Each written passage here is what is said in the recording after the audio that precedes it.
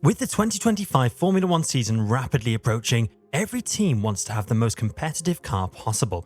That means eliminating key weaknesses that will help a team unlock that car's full potential.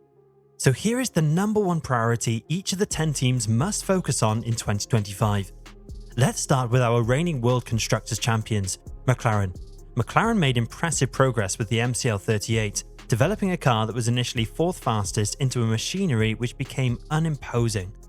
But the MCL38 never was perfect, as the car suffered from substantial performance issues surrounding high-speed braking.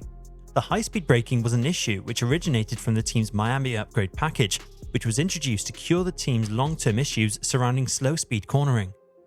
Mastering this and ensuring the car is quick across the full range of corner speed profiles would mean it has a better overall package which is less dependent on track configurations. As we saw last season, the MCL38 was quick around circuits like Budapest and Qatar, but less so around Austin, which is a circuit which demands a lot of high-speed braking. This is a key test because it's a measure of whether McLaren really is completely on top of the underlying science of these cars.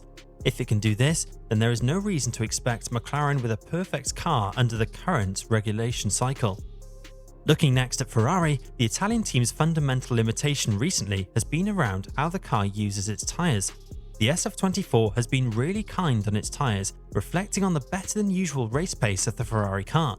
But the car struggles to fire up its tyres quickly as a direct trade-off, resulting in poor single lap pace, and also suffers from a slower tyre warm-up cycle during race starts and critical out laps.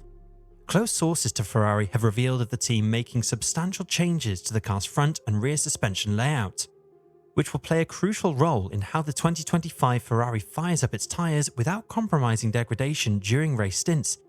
Early signs at Maranello are promising, given that Ferrari did make progress in making its car more consistent and extracting its potential more regularly in the second half of last season. If the 2025 car again has problems related to the car's fundamentals, then it could be the same old story. But if Ferrari can produce a car it spends the year developing rather than taming, then the Scuderia should be in a position to challenge McLaren for the championship next season. Looking at Red Bull, the Austrian team's key weakness lied around the car's mechanical platform, which offered a lower than expected development ceiling. The RB20 started the season in dominant fashion, but rival teams caught up pretty quickly. The car at the start of the season was fundamentally different, but as the season progressed showed limitations such as poor ride quality, poor bump compliance, narrow setup window and innate chassis stiffness, all limitations caused by its current mechanical platform. Red Bull's chief engineer, Paul Monahan, has revealed that the team will make substantial revisions around the car's fundamental platform to work on improving Red Bull's mechanical platform to suit a better development direction. Red Bull's aerodynamic platform was already at a good place with the RB20, therefore making necessary changes to its mechanical platform to find a way to run the car with a softer setup will easily address many of its issues such as bump and curb compliance. Working on the mechanical platform with good sync to the chassis will enhance even more performance, particularly around low-speed corners, which ultimately will expand its performance window. Looking next at Mercedes, the Silver Arrows still lack considerable knowledge about the current set of technical regulations. Mercedes never really got on top of its car concept since 2022, despite the team having 3 race wins under its belt in 2024. At the fourth and final attempt, it's essential that it shows it has fully grasped the demands of these rules by producing a car concept that's on the money, both aerodynamically and mechanically. That doesn't mean it has to be beating McLaren, Ferrari and Red Bull at the start of next season, but it would at least show it's on the right track. Recent news coming out from Brackley has revealed that Mercedes are on the evolutionary route of development for the W16 aerodynamically speaking, but are intending to make major revisions to the car's mechanical platform to improve the W15's current weaknesses surrounding rear limitation, condition sensitivity, and turnability and tyre degradation. 2025 is a huge test for the team. Mercedes needs to prove that they have understood the fundamentals of ground effect with the W16, as 2026 has more carryover knowledge from the current set of technical regulations than one might expect. If 2025 does not reflect progress, then some serious questions will be asked. Moving on to Aston Martin, the Silverstone-based team has one weakness which it must take priority working on. That is technical understanding and in-season developments. Aston Martin started 2024 as the 5th fastest team, unlike its 2023 season heroics.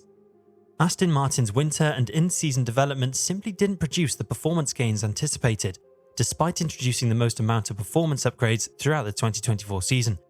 Starting from a floor change introduced in Japan, which created tricky handling characteristics and an unstable rear end.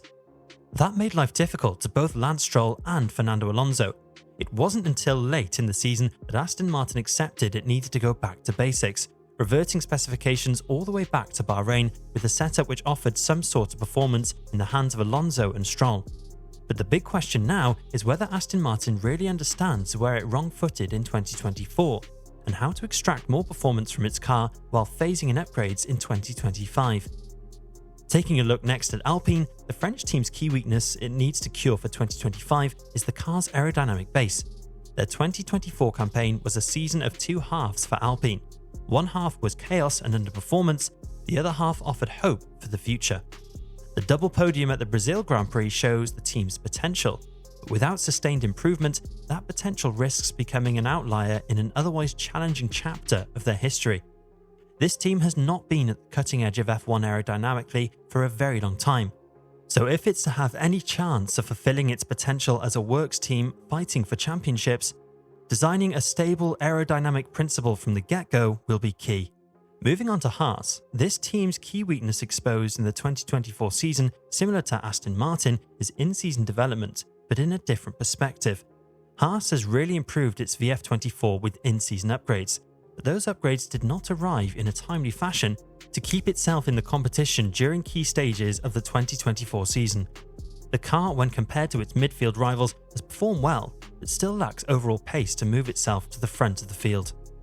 Moving on to Racing Bulls, this team's key weakness has been around its general aerodynamic philosophy. The sister Red Bull team utilizes every possible mechanical part from Red Bull as possible, but aerodynamically has always chosen a different path. This last year was the same, and the results are not impressive at all. Drivers Yuki and Lawson highlighted the RB car's major deficiency to be around high-speed corners, and that no upgrades in season has helped to improve this issue. It shows that the team has poor understanding about its current aero philosophy, and after 3 poor seasons, this team could do a lot better by understanding the basics and opting for a working development path. Looking at Williams' key weaknesses, that will be the lack of up-to-date systems to prepare for a brand new season. If you can remember the team's Excel saga around February 2024, you know what I'm talking about now. This should not even be an issue within a team racing in Formula 1, and Williams should take all necessary action to rectify such poor coordination over the coming winter break. Finally, coming on to Sauber, the future Audi Works team has lots to work on, but the key weakness to improve is aero and mechanical consistency. The Sauber car was the 2024 season's slowest, always qualified at the last row of the grid and showed no pace whatsoever. The car was draggy at instances, lacked the necessary aerodynamic load, and suffered from a bleak operating window. So this is all about improving the control of both the mechanical platform and aerodynamic characteristics. That's an area where the team has clearly been lacking and is losing out to rivals. So Sauber has to go back to basics and correct a lot. If it doesn't, it's another tough season coming up for Sauber before Audi officially takes over.